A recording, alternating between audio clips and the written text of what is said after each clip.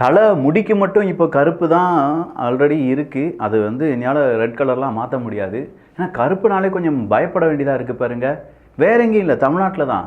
கருப்பு சிவப்பு கொடியை வச்சுக்கிட்டு கருப்புக்கு பயப்படலாமா அப்படிங்கிற கேள்வியும், பெரியார் அவர்கள் கருப்பு அப்படின்னு சொல்லும்போது அது எங்களுக்கு வெறுப்பு அப்படின்னு சொல்கிற இந்த பதிலும் இன்னைக்கு தமிழ்நாட்டிலேருந்து பெருசாக வந்திருக்கு. என்னப்பா காரணம் அப்படின்னு சொன்னால், முதலமைச்சர் மு.க. ஸ்டாலின் அவர்கள் ஒரு நிகழ்ச்சியில் பங்கு பெறுகிறார். அந்த நிகழ்ச்சிக்கு நிறைய மாணவ மாணவிகள் வராங்க. அந்த மாணவ மாணவிகளில் யாரெல்லாம் கருப்பு துப்பட்டா போட்டிருக்காங்களோ அவங்களுடைய துப்பட்டாக்கள் பறிக்கப்படுகிறது. வெளியில் வச்சுட்டு போங்கம்மா, நீங்கள் துப்பட்டா போடுறதுக்கு, கருப்பு துப்பட்டா போடுறதுக்கு அனுமதி கிடையாதுன்னு சொல்கிறாங்க. கருப்பு கொடை கொண்டு வந்திருக்கீங்களா, அதையும் உள்ளே கொண்டு போகக்கூடாது, வெளியிலே வச்சுட்டு போங்கன்னு சொல்கிறாங்க. கருப்பு பேகு கொண்டு வந்திருக்கீங்களா, ஐயோ அதெல்லாம் நாட் அலவுட் அப்படின்னு சொல்லி அதையும் வெளியில் வைக்க சொல்கிறாங்க. சார் சிவப்பு பேகு போகலாம், சிவப்பு துப்பட்டா போகலாம், அப்போ கருப்புக்கு என்ன பயம்? யாராவது எந்திரிச்சு கருப்பு கொடியை காட்டிட்டாங்கன்னா, கருப்பு பேகை காண்பிச்சிட்டாங்கன்னா, இது இந்த ஃபாசிசம் அப்படிலாம் சொல்லிட்டு இருந்தா அவங்கள அப்படின்னு கேட்டால் இது அவங்க கிடையாது, இது திராவிடம் அப்படின்னு சொல்கிற இவங்க. அப்போ இவங்களுக்கு வித்தியாசமே இல்லையா? இந்த கேள்வியை தான் இன்னைக்கு சோஷியல் மீடியாவில் நிறைய பேர் கேட்டுட்ருக்காங்க. இதில் $1 மில்லியன் பரிசு தொகை வேறு அறிவிக்கப்பட்டிருக்கு அப்படின்னா பார்த்துக்கோங்களேன். அப்படி என்னதான் விக்கி நடந்துச்சு கொஞ்சம் விலாவரியாக சொல்வதற்காகத்தான் ஆழமான அரசியல் சதுரங்கம்.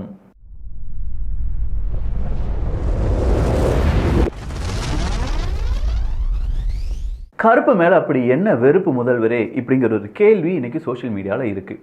பொதுவாக இந்த மோடி அவர்கள் தமிழ்நாட்டுக்கு வரப்போகிறார் அப்படின்னு சொன்னோன்னே கருப்பு பலூன் ரெடி ஆகும், அதன் பிறகு கருப்பு கொடிகள் ரெடி ஆகும், கோ பேக் மோடி அப்படிங்கிறத நம்ம ட்ரெண்ட் பண்ணுவோம். இதெல்லாம் அதிமுக பீரியடில் இருந்துச்சு. அதன் பிறகு வெள்ளைக்குடை வேந்தராக நம்மளாம் மாறிட்டோம் அப்படிங்கிறத அதிமுக அடிக்கடி அவங்களுடைய ஐடிவிங்க வச்சு சில புகைப்படங்களை பகிர்வார்கள். மோடி அவர்கள் வராங்க, முதலமைச்சர் மு.க. ஸ்டாலின் அவர்கள் நிற்கிறாங்க, வெள்ளை கொடியுடன் நிற்கிறாங்க அப்படிங்கிற, வெள்ளை குடையுடன் நிற்கிறாங்க அப்படிங்கிற அந்த புகைப்படம் படு வைரலாக மாறிச்சு. அப்போ வெள்ளை கருப்பு அப்படிங்கிறது ஒரு அரசியலாக பார்க்கப்பட்ட இந்த நேரத்தில் திமுக அரசாங்கத்துக்கு இப்போ நடக்கக்கூடிய ஆட்சி மேலே அவங்களுக்கே ஒரு அதிருப்தி அப்படிங்கிறது இருக்குது.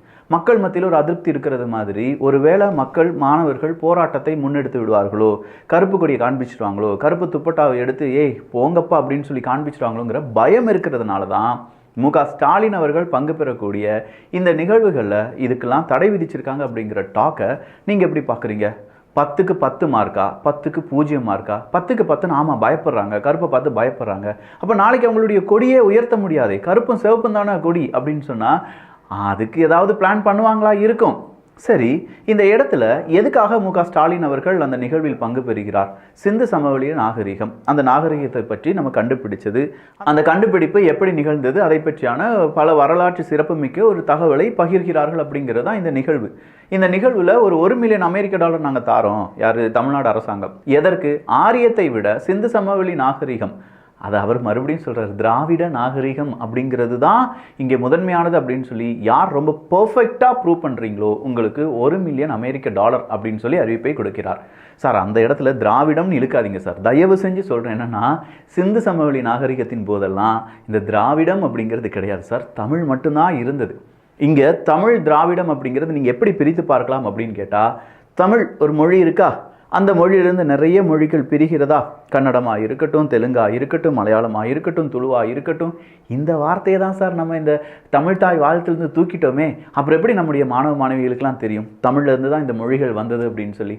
அப்போ தமிழ் சார்ந்த நீங்கள் என்ன செய்யணும்? கண்டுபிடிக்கணும். சிந்து சமவெளி நாகரிகம் தமிழர் நாகரிகம், அந்த தமிழர் நாகரிகம் ஆரிய நாகரிகத்துக்கு முன்னாடி வந்ததா அப்படின்னு தான் நீங்கள் சொல்லியிருக்கணுமே தவிர, இந்த இடத்துல வச்சு திராவிட நாகரிகம் அப்படின்னு சொல்கிறது ஏற்புடையதா அப்படிங்கிற ஒரு கேள்வியை தமிழ்நாட்டு மக்கள் கேட்கணும். எந்த மொழி வேணாலும் பேசிக்கோங்க, யார் எப்படி வேணாலும் இருந்துக்கோங்க, நம்ம கேட்குறது என்னென்னா உண்மை தானே, அந்த வரலாற்றை மறைக்கக்கூடாது. பார்த்தீங்களா, இங்கே வரலாற்றை மறைத்து அதை திராவிடம் அப்படின்னு சொல்கிறதுல எங்களுக்கு ஏற்பு கிடையாது. சரி, இது மட்டும்தான் ஏற்பு கிடையாதா அப்படின்னு பார்த்தா, இன்னைக்கு மு.க. ஸ்டாலின் அவர்கள் திராவிடத்துக்கு அடுத்த ஒரு விளக்கத்தை கொடுத்திருக்கிறார். திராவிடம் அப்படிங்கிறது ஒரு மாநிலத்தின் மாடல்லாம் கிடையாது, அது ஒரு இனத்தினான. எந்த இனம் அதை சொல்லுங்கள். திராவிட இனம்னா என்ன? இந்த திராவிடத்துக்கு ஏகப்பட்ட பேர் ஏகப்பட்ட விளக்கத்தை கொடுக்குறாங்க. திருமாவளவன் அவர்கள்ட்ட கேட்டால் திராவிடம்னு ஒன்று இல்லவே இல்லை, சும்மா இவங்க தான் அப்படியே அப்படின்னு சொல்லிட்டு இருக்காருன்னு சொல்லி கொஞ்சம் காலத்துக்கு முன்னாடி வீடியோவை பதிவு பண்ணார். அந்த வீடியோ இன்றைக்கும் சோஷியல் மீடியாவில் ரொம்ப வைரல். நேராக நம்ம சுப வீரமணி அவர்களிடம் கேட்டால் திராவிடம் அப்படிங்கிறதுக்கு அவர் எப்படிலாம் விளக்கம் கொடுப்பார் அப்படிங்கிறது உங்களுக்கே தெரியும். கள்ள உறவு அப்படிலாம் சொல்லக்கூடாதுப்பா, திருமணத்தை தாண்டிய உறவு அப்படின்னு தான் நீங்கள் சொல்லணும். இதெல்லாம் விளக்கம் கொடுத்தவங்க இவங்க. அப்போ திராவிடத்துக்கு எப்படி விளக்கம் கொடுத்துருப்பாங்க அப்படிங்கிறத கொஞ்சமாக யோசிச்சு பாருங்க. நேராக வீரமணி அவர்களிடமும், அப்படி இல்லையா நேராக மு க ஸ்டாலின் அவர்களிடமும் உதயநிதி ஸ்டாலின் அவர்களிடமும் திராவிடம்னா என்ன சார் அப்படிங்கிற கேள்விக்கு கண்டிப்பாக ஒவ்வொருத்தவங்களும் ஒவ்வொரு விதமான பதிலை சொல்லுவாங்க. காலத்துக்கு ஏற்ப திராவிடத்துக்கான அந்த பதில் மாறிக்கிட்டே இருக்கும். சரி, அதில் நமக்கு பிரச்சனை கிடையாது. இப்போ எங்கே பிரச்சனை வந்துச்சு? நம்ம சென்னையில் என்ன நடந்துட்டு இருக்கு? புக் ஃபேர் நடந்துட்டு இருக்கு. அப்போ அந்த புத்தக திருவிழாவில் சீமானவர்களை அழைக்கிறார்கள் ஒரு மேடை. அந்த மேடையில் டிஸ்கவரி அப்படிங்கிற ஒரு பப்ளிகேஷன் ஒரு புக்கை ரிலீஸ் பண்ணுறாங்க. அதை பற்றி சீமானவர்கள் பேசும்போது அந்த பாதை கம்பன் பாதை, இந்த பாதை நல்ல பாதை, அந்த பாதை நல்ல பாதைன்னு சொல்லிட்டு இந்த பெரியார் பாதைன்னு ஒரு பாதை இருக்குது பார்த்தீங்களா, அந்த பாதை மட்டும்தான் ரொம்ப கேவலமான பாதை அப்படிங்கிற மாதிரி ஒரு வார்த்தையை விடுறார். இந்த வார்த்தை விடுறதுக்கு கொஞ்சம் நேரத்துக்கு முன்னாடி தமிழ்தாய் வாழ்த்து அப்படிங்கிறது பாடப்படுகிறது. ஆனால் அது உண்மையான தமிழ்தாய் வாழ்த்தா, தமிழ்நாட்டில் ஃபாலோ பண்ணக்கூடிய தமிழ்தாய் வாழ்த்தா அப்படின்னு பார்த்தா கிடையாது.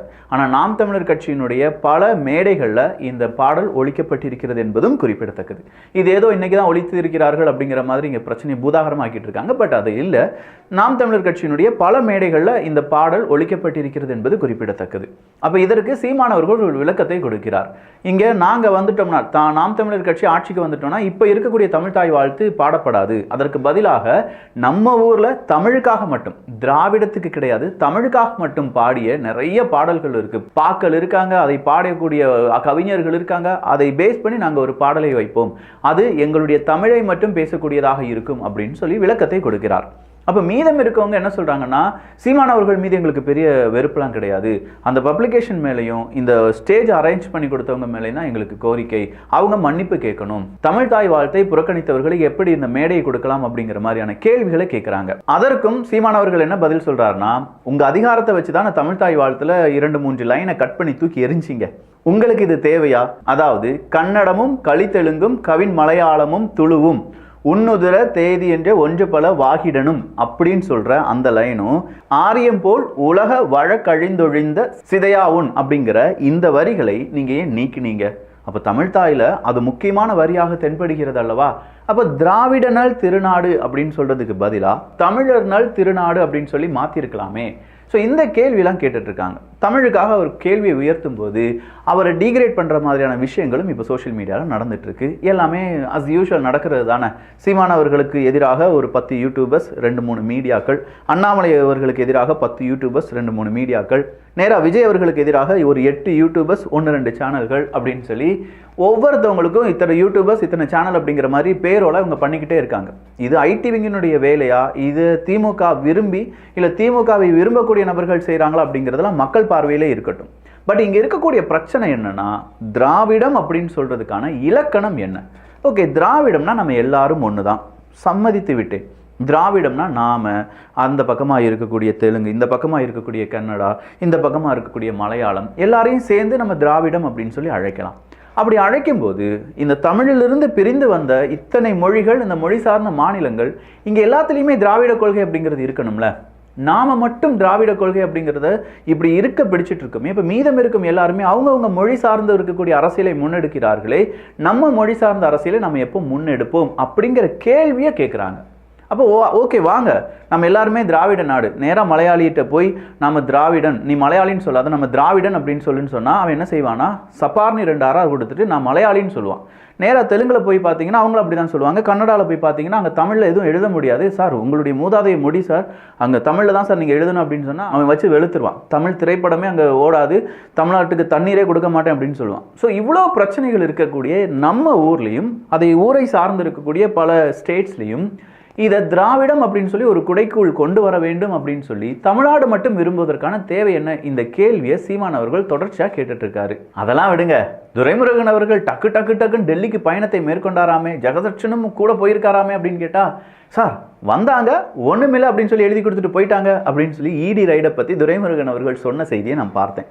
அதுக்கு முன்னாடி ஆளுநர் அவர்களை அப்பாவு போய் சந்தித்தார் அப்படிங்கிறதையும் நம்ம பார்த்தேன். ஆளுநர் அவர்களைத்தானே திமுகவுக்கு பிடிக்காது. அப்படி இருக்கும்போது திமுகவினுடைய சபாநாயகர் அப்பாவு அவர்கள் ஏன் ஆளுநரை போய் பார்த்தாரு? அதுவும் ரைடு நடந்துட்டு இருக்கும்போதே, ரைடு நடந்து கொஞ்சம் முடியறதுக்கு முன்னாடியே வந்தாங்க, எழுதி கொடுத்துட்டு போனாங்கன்னு சொன்ன துரைமுருகன் அவர்கள் அவசரமா டெல்லிக்கு ஏன் பயணத்தை மேற்கொண்டாரு? அவர் டெல்லிக்கு போன நேரமோ என்னமோ திடீர்னு ரைடு நின்று போச்சு, முடிஞ்சிருச்சு அப்படின்னு சொல்லிட்டாங்களாமே. இந்த மாதிரியான செய்திகள் எல்லாமே வெளிவந்த வண்ணம் இருக்கிறது. தமிழ்நாட்டு அரசியலை மக்கள் நீங்க கவனிக்கிறீங்களா இல்லையா? இவ்வளவுதான் அப்படின்னு நினைச்சீங்கன்னா இல்லப்பா, இன்னொரு முக்கியமான நிகழ்வு இருக்கு. அதாவது அண்ணா யூனிவர்சிட்டி கேஸை ஹேண்டில் பண்ணுறது யார்? இப்போ ஸ்பெஷல் இன்வெஸ்டிகேஷன் டீம். அந்த ஸ்பெஷல் இன்வெஸ்டிகேஷன் டீம் கொஞ்சம் விஷயங்களை வெளியில் சொன்னாங்கன்னு சொல்லி நேற்று முழுவதுமாக மீடியாக்களில் நிறைய செய்திகள் வெளியானது. அதை யார் மறுத்திருக்க வேண்டும்? இந்த ஸ்பெஷல் இன்வெஸ்டிகேஷன் டீமை சார்ந்து இருக்கக்கூடிய யாராவது ஒருத்தவங்க மறுத்திருக்க வேண்டும்.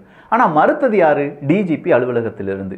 கமிஷனருக்கு இந்த விவரங்கள் எப்படி தெரியும் அப்படிங்கிற கேள்வி இருக்கா? ஸ்பெஷல் இன்வெஸ்டிகேஷன் டீமுக்கு மட்டும்தான் இது தெரியும். அவங்க கண்டிப்பாக கமிஷனருக்கு ரிப்போர்ட் பண்ண மாட்டாங்க. நீதிமன்றத்தின் நேரடி கட்டுப்பாட்டுக்குள்ளே தான் இந்த ஸ்பெஷல் இன்வெஸ்டிகேஷன் டீம் அப்படிங்கிறது இருக்குது. அப்படி இருக்கும்போது இதை ஏன் நம்ம ஊர் கமிஷனர் வந்து டிஜிபி அலுவலகத்திலேருந்து ஒரு செய்தி வெளியாகுது, இதெல்லாம் தவறான செய்தி அப்படின்னு சொல்லி இந்த கேள்வியை அதிமுகவினுடைய அந்த அட்வொகேட் விங் இருக்குது பார்த்தீங்களா, அவங்க கேட்டிருக்காங்க. நான் கேட்கல, ஏதோ நானே கேட்ட மாதிரி சொல்லிடாதீங்க. அவங்க கேட்டிருக்காக, அவங்க கேட்டதை நான் அவங்க முன்னாடி சொல்லியிருக்கேன், அவ்வளோதான். ஸோ இந்த இடத்துல அந்த கேள்வி நியாயமானதாக எனக்கு பட்டுச்சு. ஸ்பெஷல் இன்வெஸ்டிகேஷன் டீம் அதை மறுத்திருக்க வேண்டும். மறுத்தது டிஜிபி. ஆல்ரெடி ஒரு உயர் அதிகாரி வந்து ஒரே ஒருத்தர் தான் குற்றவாளி, ஒரே ஒரு குருக்கள் வருகிறார் வழிவிடுங்க அப்படின்னு சொன்ன மாதிரி ஒரே ஒரு குற்றவாளி தான் இருக்கார் வழிவிடுங்கன்னு சொல்லி அவர் வந்து சொன்னார். அதுவே இப்போ பல பிரச்சனைகளை உருவாக்கி இருக்கிறது. இப்போ மறுபடியும் டிஜிபி சைடாக இருந்து இன்னொரு விமர்சனமும் வந்திருக்கிறது. இதற்கு தமிழ்நாடு என்ன செய்ய போகிறதோ? ஆனால் உண்மையிலேயே இப்போ தமிழ்நாட்டில் யார் பேசுகிறாங்க, யார் அரெஸ்ட் பண்ணுறாங்க அப்படிங்கிறதே தெரியலையா. உதாரணத்துக்கு 2 அரெஸ்ட்டை மட்டும் நான் சொல்லிடுறேனே. வழக்குகள் பதிவு செய்யப்பட்டது. பாஜகவை சார்ந்தவர் தாங்கள் அடைக்கப்பட்டிருக்கக்கூடிய பக்கத்தில் இருக்கக்கூடிய மதுபானம், அதை விற்கக்கூடிய ஒரு இடம் காலையில் 9 மணிக்கே ஸ்டார்ட் ஆயிடுச்சுப்பா அப்படின்னு சொல்லி அங்கே இருக்கக்கூடிய காவல்துறை அதிகாரிகள்கிட்ட சொல்லிட்டும், அதே மாதிரி அங்கே இருக்கக்கூடிய ஊடகங்களில் நம்ம கூப்பிட்டுட்டு போய் பாருங்கள் 9 மணிக்கே ஸ்டார்ட் ஆயிடுச்சு, 10 மணிக்கு தானே ஸ்டார்ட் ஆகணும் அப்படின்னு சொல்லி ஒரு கேள்வியை கேட்டாருங்க. அவர் மீது வழக்கு 5 வழக்குகள் போட்டிருக்காங்களாம். இதெல்லாம் விட அடுத்ததா ஒரு சிறுமியை தன்னுடைய பாலியல் இச்சைக்காக நீ இணங்கப்பட வேண்டும் அப்படின்னு சொல்லி ஒரு காவல்துறை அதிகாரி சொல்ல, அதை ஒரு பெண் வந்து எதிர்த்து கேள்வி கேட்டு அந்த காவல்துறை அதிகாரியை அடிக்கிறார். சிறுமியை பாலியல் வன்புணர்வுக்கு இல்லாட்டி பாலியல் இச்சைக்கு வேணும் அப்படின்னு சொன்ன போலீஸ் அதிகாரியின் மீது வழக்கு தொடுவாங்கன்னு பார்த்தா அந்த போலீஸ் அதிகாரியை நீ எப்படி அடிக்கலாம் அப்படின்னு சொல்லி அந்த பெண் மீது வழக்கு தொடர்ந்திருக்கிறார்களாம். இந்த செய்தியும் இன்னைக்கு ஊடகத்தில் வந்திருக்கு. என்னங்க சார் உங்க நியாயம்? பார்த்து இந்த செய்தியெல்லாம் நீ சொல்லியிருக்க, நீ எப்படா சொல்லலாம் அப்படின்னு சொல்லி ஒரு வழக்கு பார்சல் வந்துடாதீங்க, என்னிடம் வந்துடாதீர்கள் தோழர்களே. நல்லதை பகிர்ந்து நல்ல சமுதாயத்தை உருவாக்குவோம். நன்றி, வணக்கம்.